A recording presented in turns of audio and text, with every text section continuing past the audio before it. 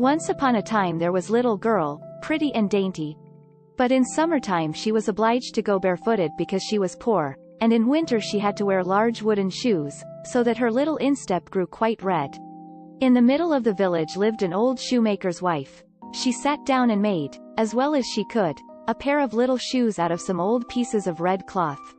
They were clumsy, but she meant well, for they were intended for the little girl, whose name was Karen.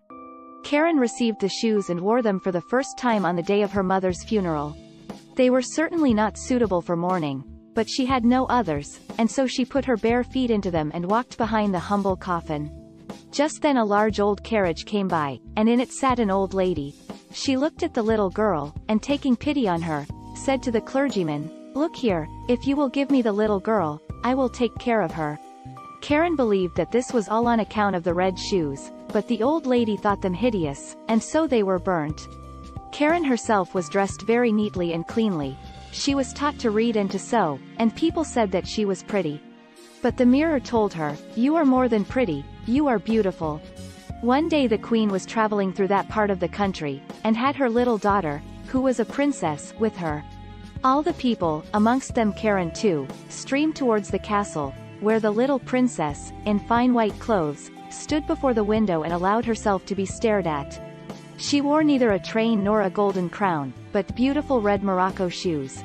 They were indeed much finer than those which the shoemaker's wife had sewn for little Karen. There is really nothing in the world that can be compared to red shoes.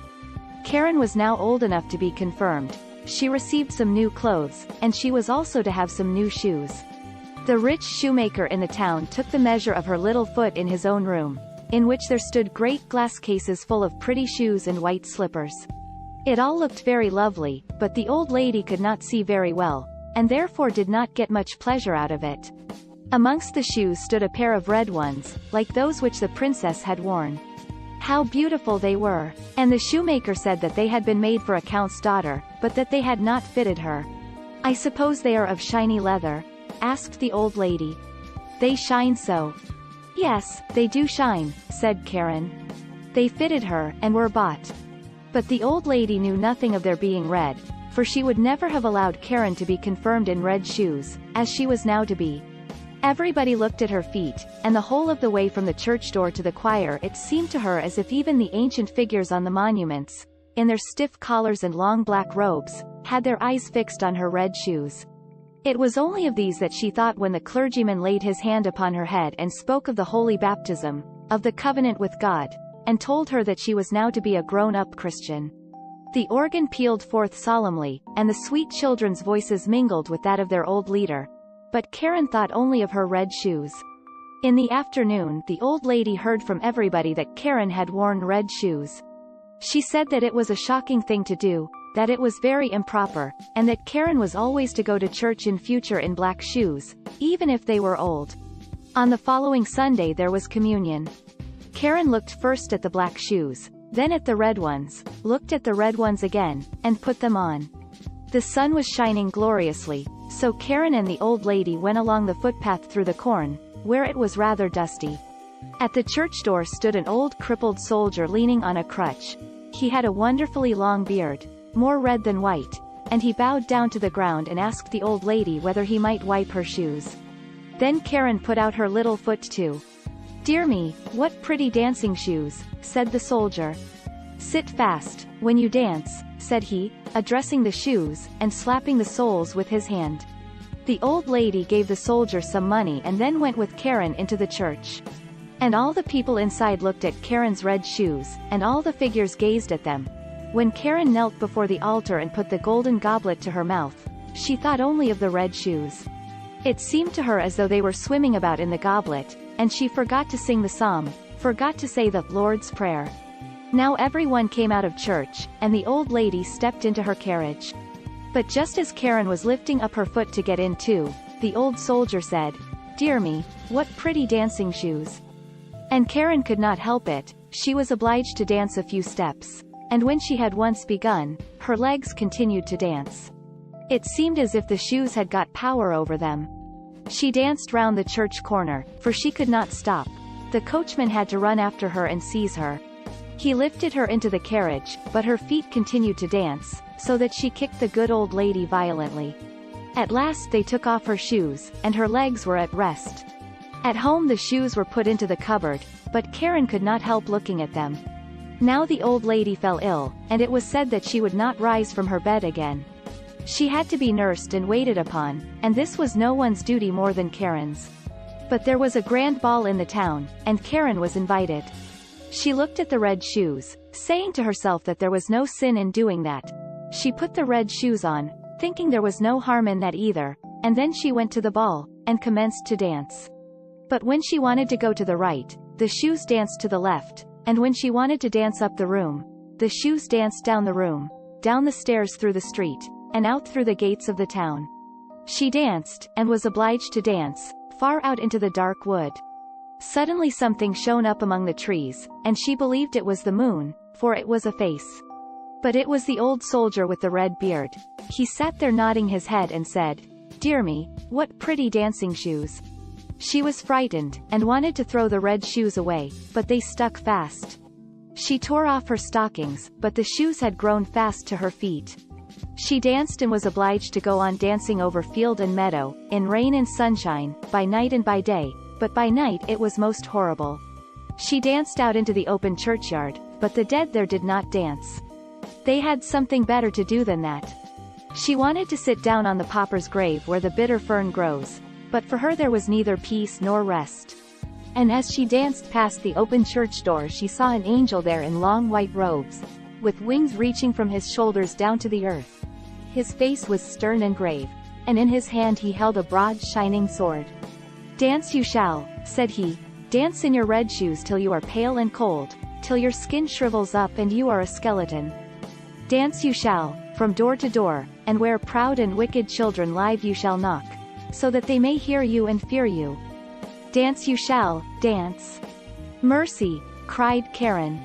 But she did not hear what the angel answered, for the shoes carried her through the gate into the fields, along highways and byways, and unceasingly she had to dance. One morning she danced past a door that she knew well. They were singing a psalm inside, and a coffin was being carried out covered with flowers. Then she knew that she was forsaken by every one and damned by the angel of God. She danced, and was obliged to go on dancing through the dark night. The shoes bore her away over thorns and stumps till she was all torn and bleeding. She danced away over the heath to a lonely little house. Here, she knew, lived the executioner, and she tapped with her finger at the window and said, "Come out, come out. I cannot come in, for I must dance." And the executioner said, "I don't suppose you know who I am. I strike off the heads of the wicked, and I notice that my axe is tingling to do so." "Don't cut off my head," said Karen, "for then I could not repent of my sin. But cut off my feet with the red shoes." And then she confessed all her sin, and the executioner struck off her feet with the red shoes. But the shoes danced away with the little feet across the field into the deep forest. And he carved her a pair of wooden feet and some crutches, and taught her a psalm which is always sung by sinners.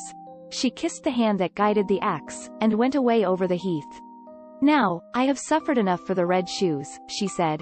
"I will go to church, so that people can see me." And she went quickly up to the church door. But when she came there, the red shoes were dancing before her, and she was frightened, and turned back. During the whole week she was sad and wept many bitter tears, but when Sunday came again she said, "Now I have suffered and striven enough. I believe I am quite as good as many of those who sit in church and give themselves airs." And so she went boldly on, but she had not got farther than the churchyard gate when she saw the red shoes dancing along before her. Then she became terrified, and turned back and repented right heartily of her sin. She went to the parsonage, and begged that she might be taken into service there. She would be industrious, she said, and do everything that she could. She did not mind about the wages as long as she had a roof over her, and was with good people. The pastor's wife had pity on her, and took her into service. And she was industrious and thoughtful. She sat quiet and listened when the pastor read aloud from the Bible in the evening. All the children liked her very much, but when they spoke about dress and grandeur and beauty she would shake her head. On the following Sunday they all went to church, and she was asked whether she wished to go too. But, with tears in her eyes, she looked sadly at her crutches. And then the others went to hear God's word, but she went alone into her little room. This was only large enough to hold the bed and a chair. Here she sat down with her hymn book, and as she was reading it with a pious mind, the wind carried the notes of the organ over to her from the church, and in tears she lifted up her face and said, "Oh God, help me." Then the sun shone so brightly, and right before her stood an angel of God in white robes. It was the same one whom she had seen that night at the church door. He no longer carried the sharp sword, but a beautiful green branch, full of roses. With this he touched the ceiling, which rose up very high, and where he had touched it there shone a golden star. He touched the walls, which opened wide apart, and she saw the organ which was pealing forth. She saw the pictures of the old pastors and their wives, and the congregation sitting in the polished chairs and singing from their hymn books. The church itself had come to the poor girl in her narrow room, or the room had gone to the church. She sat in the pew with the rest of the pastor's household, and when they had finished the hymn and looked up, they nodded and said, "It was right of you to come, Karen." "It was mercy," said she. The organ played and the children's voices in the choir sounded soft and lovely. The bright warm sunshine streamed through the window into the pew where Karen sat, and her heart became so filled with it, so filled with peace and joy, that it broke. Her soul flew on the sunbeams to heaven, and no one was there who asked after the red shoes.